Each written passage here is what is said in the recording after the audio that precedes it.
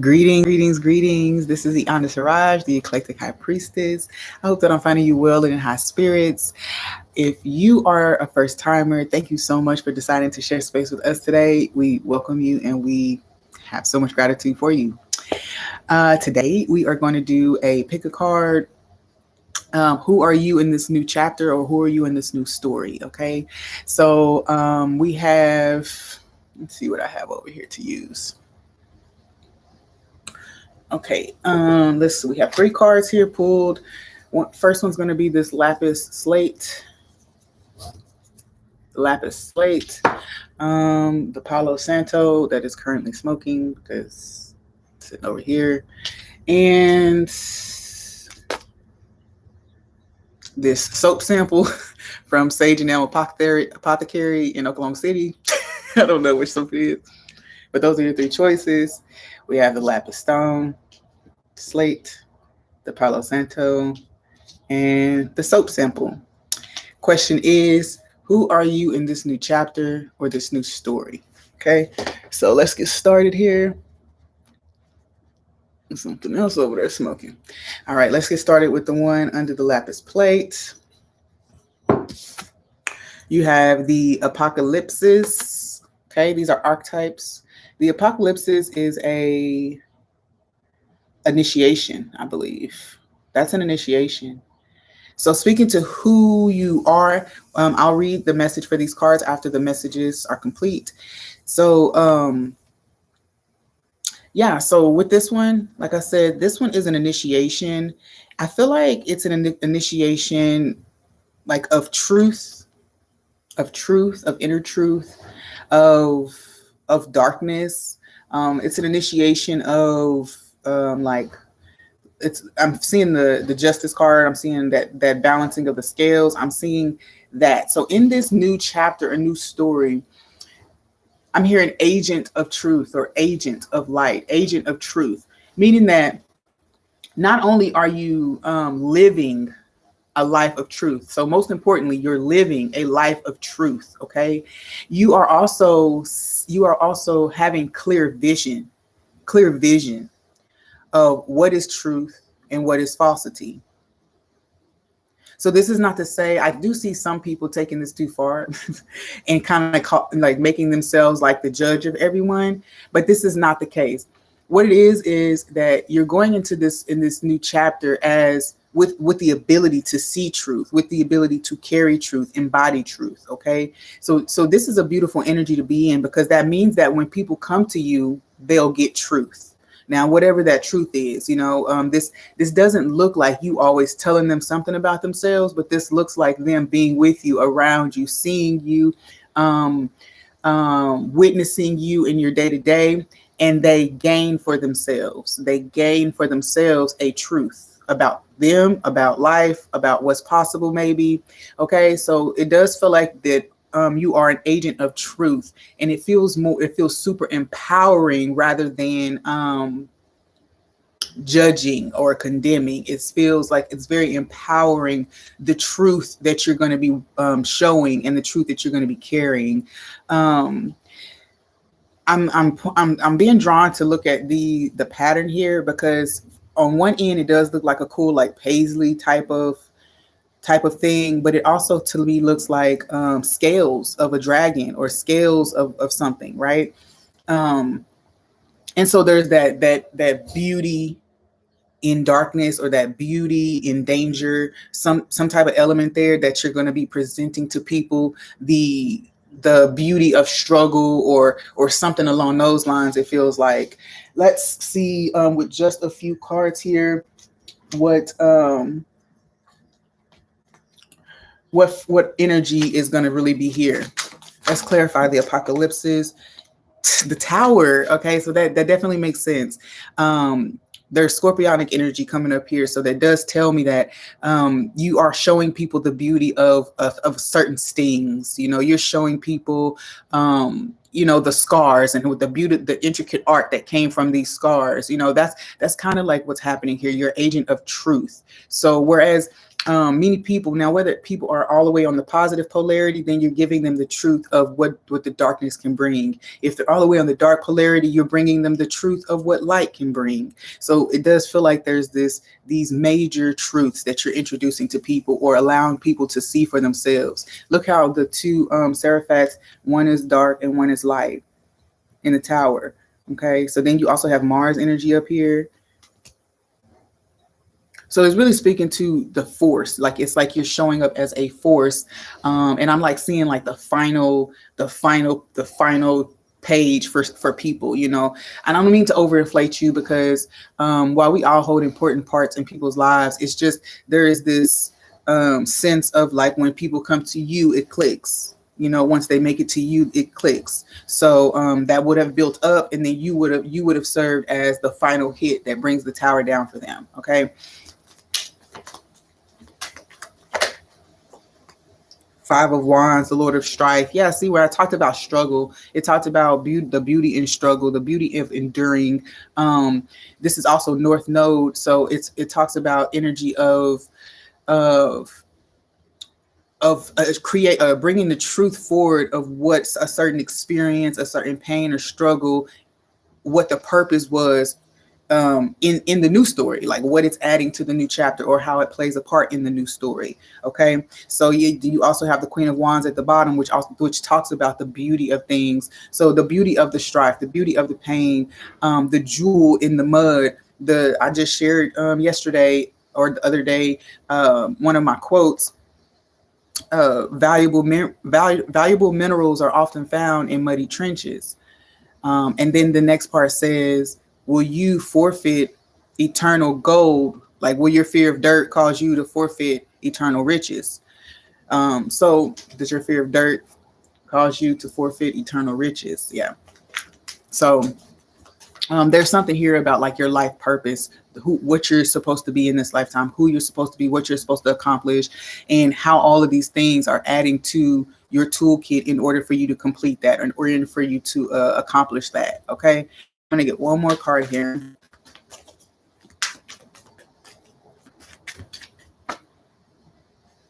Yeah, shortened force. Okay, so it's the Eight of Swords. Yeah, it's talking about help. You're going to help people to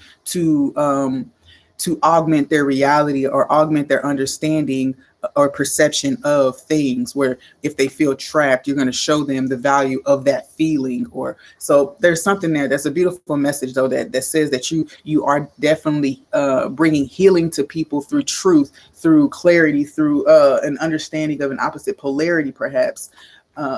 Who are you in this next lifetime? Ooh, lifetime, I said. The death card. Yeah, come on now. It just, all this energy is speaking to the exact same thing. You're helping people close out chapters. You're helping people cut through deceptions or illusions that are stopping them from being their truest self. You're helping them see, overcome like, imposter syndrome. Psychic development is on the bottom. So it's psychic development. That's even just an illumination energy. That's becoming more and more illuminated. And that's what you're doing. You're shining brighter light on people in a way that allows them to gently receive the guidance that they need. Because it doesn't feel at all forceful. The tower even just feels like a little like unlimited possibilities was behind psychic development. So I'm definitely helping people see the bigger picture, definitely helping people see past their current struggle, past their current pain. It's almost like you could be a psychic. Honestly, that's kind of like how it feels, because you could be piecing things together for people or helping them to see how these things play together. You could be giving them foresight so that they understand where they're going and why they're going through the things they're going through right now, right? So there's some element to that.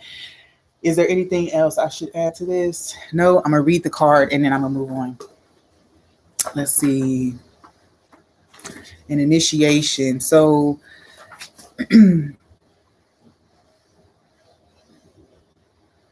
what is it? Initiation. Apocalypse is 215. I kind of low-key could have had this open already. Apocalypsis, removing the veil of deception. Y'all, come on. Apocalypsis indicates a particularly painful time, one that unfolds when two disparate dynamics occur simultaneously, pulling the psyche in seemingly opposite directions. The first is a lifting of the veil. This means truths that have been kept in the dark are revealed, seen, and unearthed. No matter how relieving it is to witness them come into the light, an element of despair and grief follows. The second dynamic is the regeneration that comes from the wreckage of the revealed truth.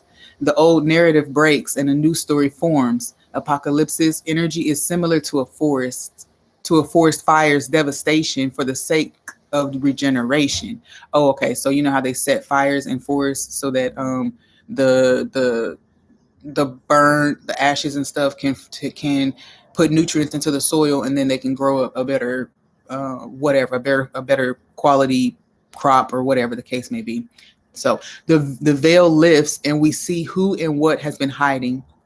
From the nakedness of the truth, a child is born. Have faith in the process. Hold on to your center. That is the only way. It says all kinds of things will be revealed during a time of apocalypses, from big global lies to little white ones that lace the bedroom sheets. Brace yourself for the horse of truth to storm your every field. This card has a strong relation to Althea, but we didn't have that here. The unknown becomes known and guides the way.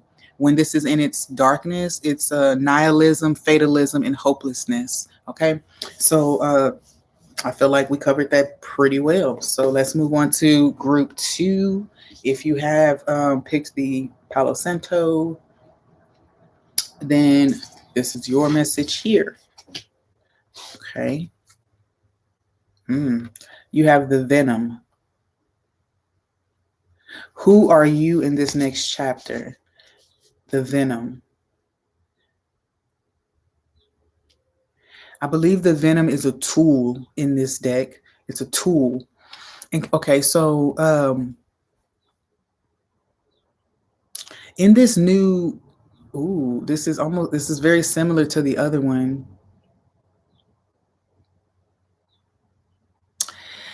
Okay, so in this new chapter, you are very comfortable. You are very comfortable with the venom, with the sting. You are very comfortable with the what is it? It's like there is something about how you react to to stress, to trauma, to drama at this point in your life. There is something about how much you really give to it. Okay, so it's like your relationship with the venom is shifting. Okay,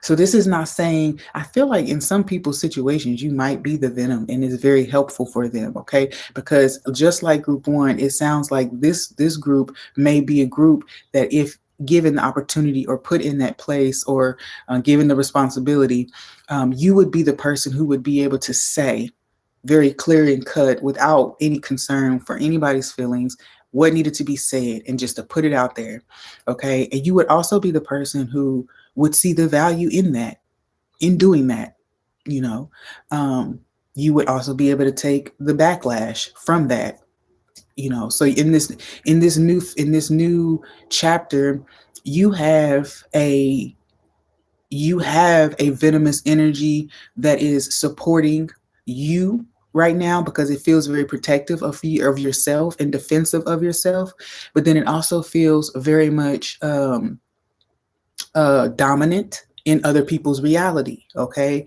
but in a way that it needs to be, because some people that you're going to come into contact with in this new chapter are going to be people who are required to learn how to set boundaries and learn how to surrender to authority or surrender to a mentor or a teacher. So at this time, you are really meant to stand in kind of like a fierceness, a dominance of your environment, of wherever you walk into, because that's the teacher you are right now. Okay, so it does feel like you are going to be kind of like the hard ass during this chapter, the tough love agent during this chapter, and it's because you're also it's because you're also doing that for yourself right now. Like it's also something that you are practicing with yourself, allowing yourself to exert such dominance, allowing yourself to just say, that sounds like a dumbass idea. Um, you know what I'm saying? So um, this will be very healthy for you and healing for you, but also this is something that you get to show, this is the role you get to show up as in environments and other people's lives right now. So this feels like someone who is shifting from a highly positive polarity and is having to get comfortable with, or has now become comfortable with, the fact that you just can't be nice to everybody. You know what I mean? The fact that sometimes you're gonna snap at a person and they're gonna deserve it, and you're gonna be able to move on and just go on with your day and know that's just what had to happen in that moment. And so does feel like somebody's shifting out of that whole trying to be perfect, trying to just always seem like, oh, oh, I know the universe has a plan, whatever, you're allowing that truth, just like group one, you're allowing the truth of how you feel to be said, to be expressed. And I also honestly feel like, for whatever reason it's coming up, that the reactions that you felt like you were going to get are not the reactions that you end up getting. People end up being highly respectful of whatever it is that you end up saying, doing, whatever boundaries you end up setting.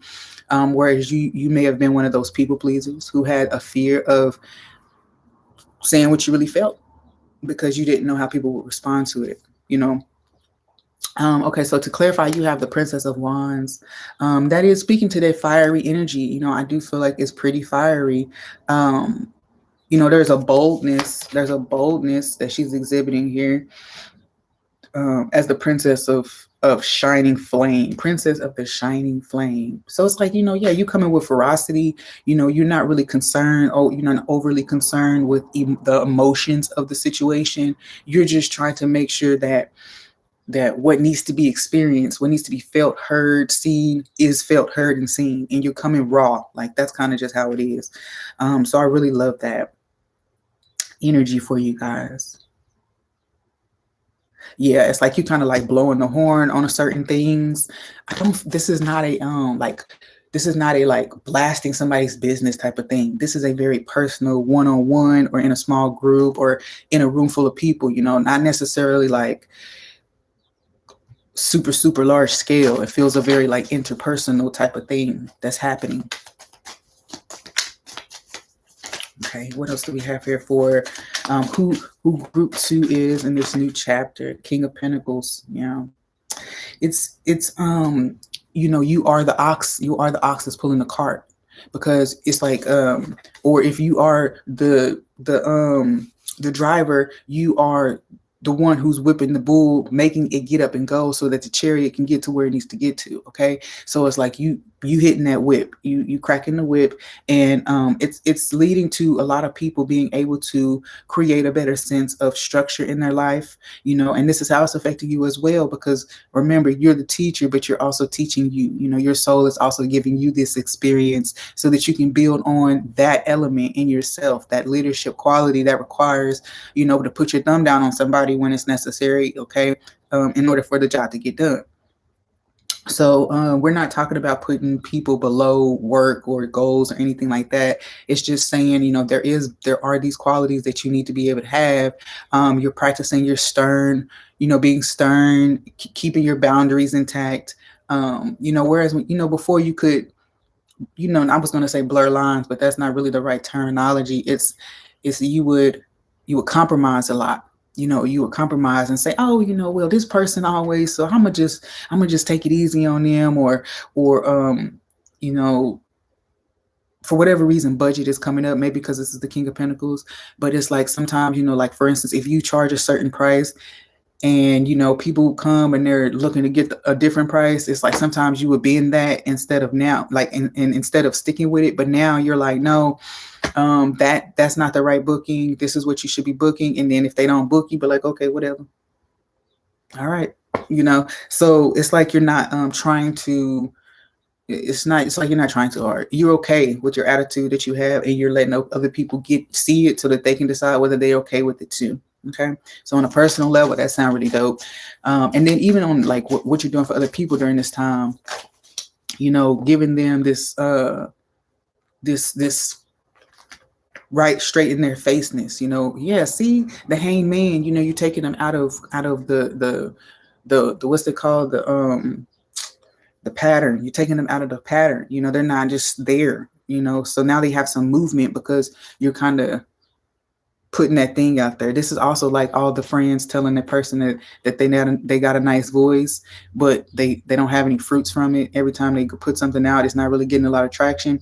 And it's like that's because people around you are lying to you. Boom. People around you are lying to you. You could use some further training.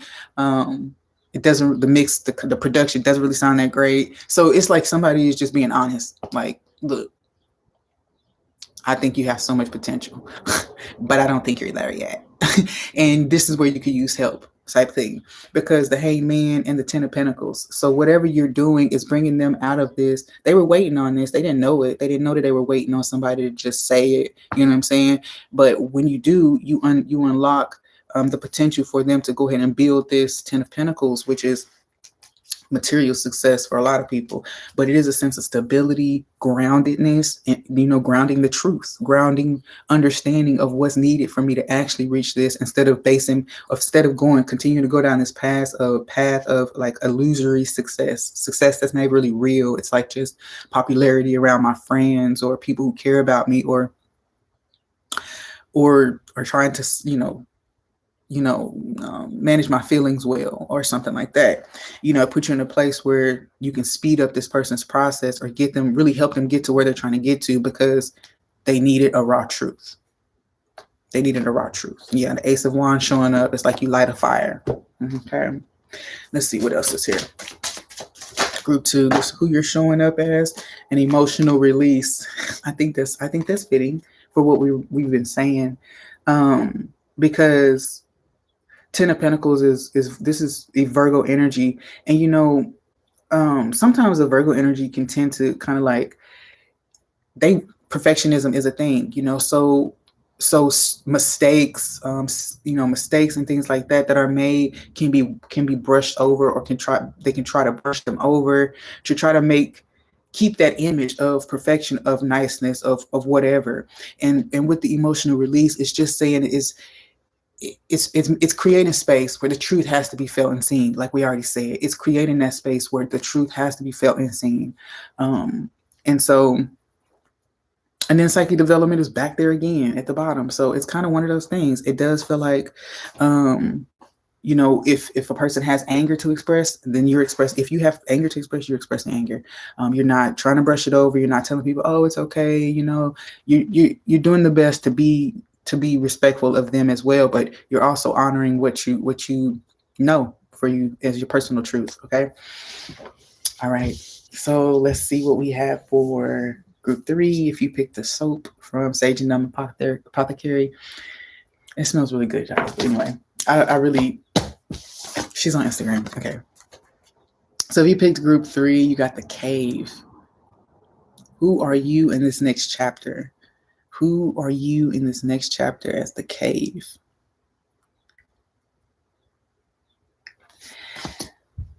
Okay, so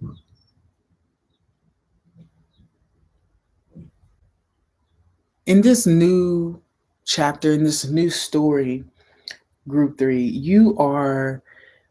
it's twofold, because you're a safe space. You're a safe space. You're cultivating safe space for yourself. And you're also offering that to all the other people that you feel like you can offer it to, of course, right? The Cave is an energy of like retreat. It's a place. It's an energy of retreat. When you go into the cave, you're regenerating. You could be storing up. Okay. So in this new, on a personal level, in this new chapter, you are storing up. You're learning You're taking time to learn how to manage yourself, to manage your energy, how much to give, how much to receive, what helps you when you need to recover quickly. It's like someone used to use the term self science. It's like you're studying yourself in this new chapter. And also, it feels as if you're allowing your story or your journey to be a guidebook for other people who are also studying themselves as well, who are also going through that process of self-analysis of really just digging deep and getting in there. So it's almost as if, and I'm hearing poster child, it's like you're broadcasting or you're sharing this maybe in a small group, maybe you are maybe you have accountability partners or something like that, but it feels like this is not something that you're doing alone, because you're offering safe space and you're crafting it for yourself.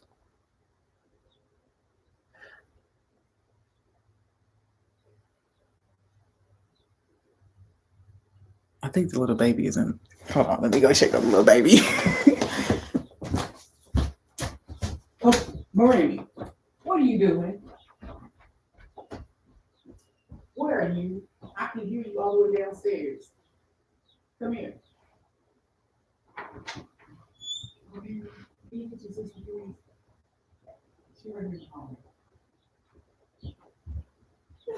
Get on in there, girl. Go in there with your sister.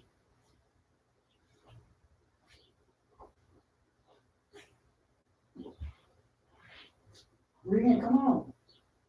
You're on the stairs. Thank you.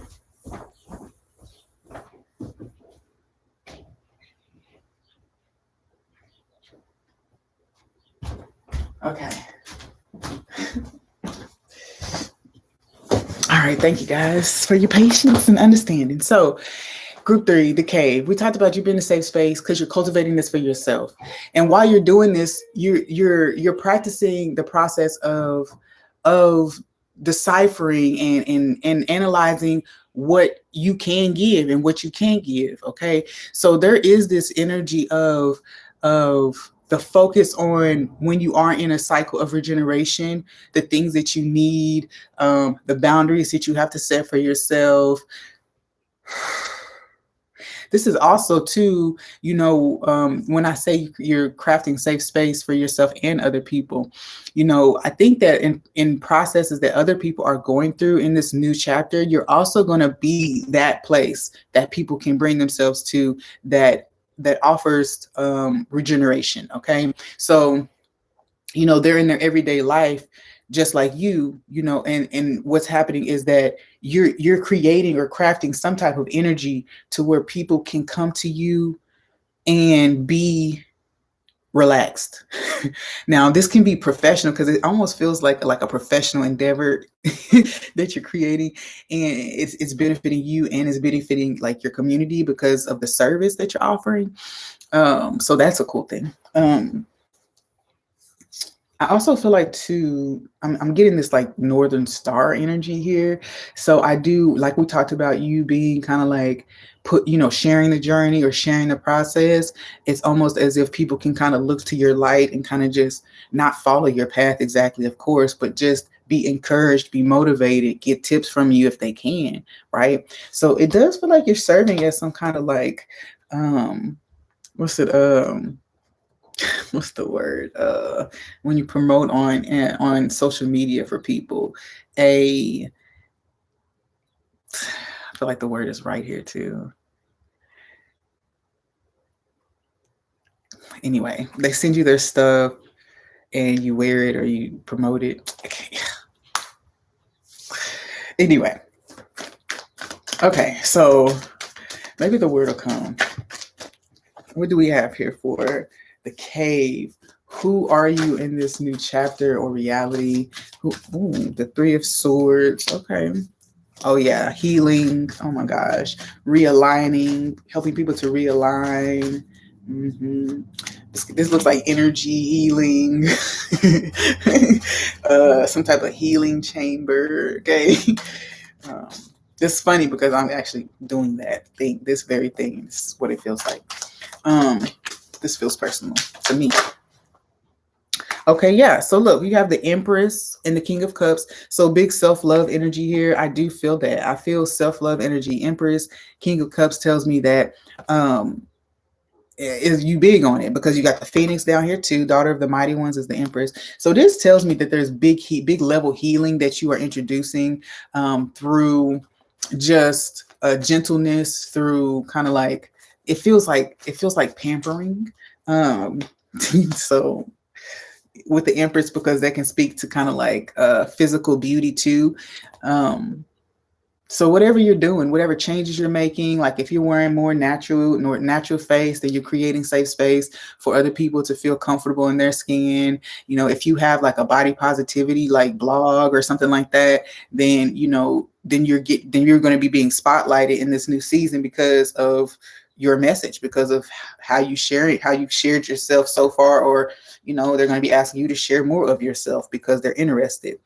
Um, I also feel like too, I'm hearing like retreat from conflict. So you could be some type of like, you could serve as some type of mediator or common ground for people, as a service, as far as kind of like, being out there of service to others. You could end up being a um, mediator, but this doesn't feel negative. It doesn't feel like people fighting. It feels like people who have an understanding that they need.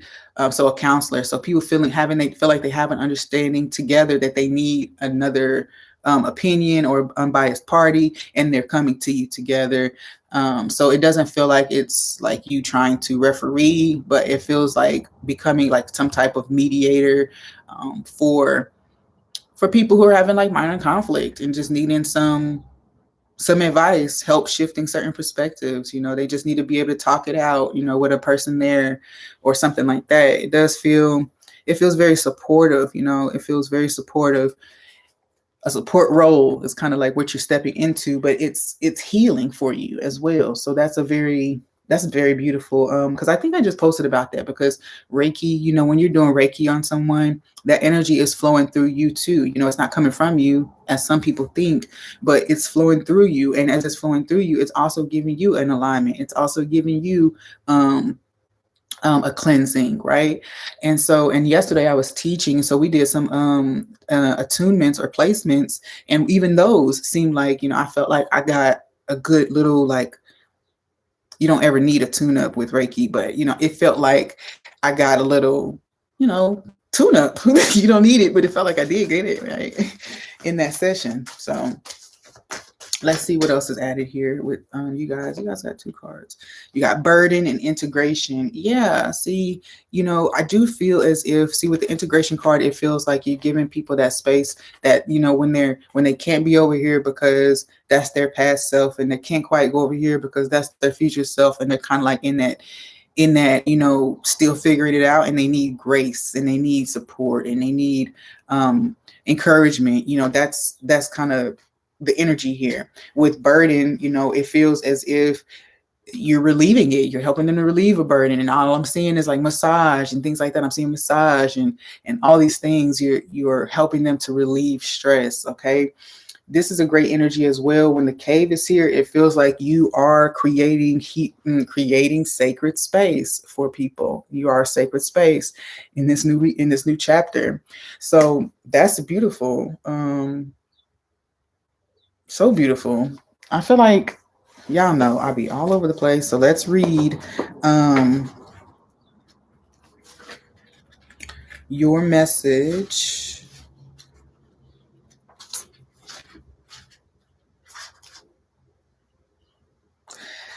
Something tried to convince me that I didn't read group 2, but I feel like I did.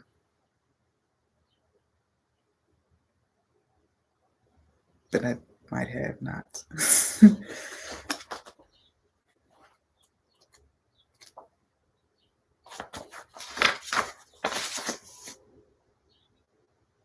Okay. So I'm going to read group 3s, and then I'm going to go back and read group 2s because I definitely didn't read it. So here we go. One cave is 127. I just thank y'all for y'all's grace. I do my best to be here, be present, but sometimes things just Pass me over. The cave, the dark, the portal, the interior. Those who are fortunate enough to find and enter the cave are forever changed. It is a place of potent power, acting both as a portal to another realm and a space for sacred ritual and initiation. The cave is a place to return for meaningful retreat where one can see the true self in the darkness. Okay, y'all. In esoteric teachings, the cave is known to reside in the center of the heart. Within its walls, the whisper of compassion and self understanding can be heard. Mhm. Yet, because of its mystery and power, many of us fear the cave and never try to find it. We busy ourselves in the bright lights of the city, while the cavernous and dimly lit chamber walls call out to us in the night. Where is your cave? You already know. Return to it and tend the fire. The sacred fire within, withdrawal, isolation, and hiding. Slowly and steadily, crystals of enormous magnitude grow within the dark confines of caves. Let the cave teach you patience. Envision yourself as an old sage in a cave. What amenities do you need? What draws you ever closer to the cave within the cave? Yeah, great message there. All right, so group two with the venom. I'm glad y'all stuck around. The poison, the curse, the toxin. Much to our dismay, the venom is always lurking in the shadows in one form or another. Its toxic presence may be found in our relationships, thoughts, speech, or environment. Thankfully, the cycle of purification and detoxification comes so naturally that it is built into our very exhale. We breathe out carbon dioxide, and the plants return it to us as oxygen. Archetypal venom is rarely remedied as easily. However, and it can come in potent forms and quantities that are deeply damaging to us and to the world. When the venom card appears, there is a harmful substance in our psychic realm that must be identified. Perhaps your words have a sting of poison about them. Perhaps a relationship is slowly draining your reserves. Acknowledgement is the first step, change is the second. The remedy will reveal itself in time, and with it, forgiveness. Self realization through suffering, unwillingness to find a solution or forgive. The spreading of the venom is like a chain reaction. When we strike others, it is likely we have ourselves been struck. Break the cycle. When you harm another, you harm yourself. Keep in mind this goes for Earth as well, with cosmic consequences. All right. That's the messages, guys. Thank you guys so much for being here, for loving me and, watching me and trusting these messages. Peace.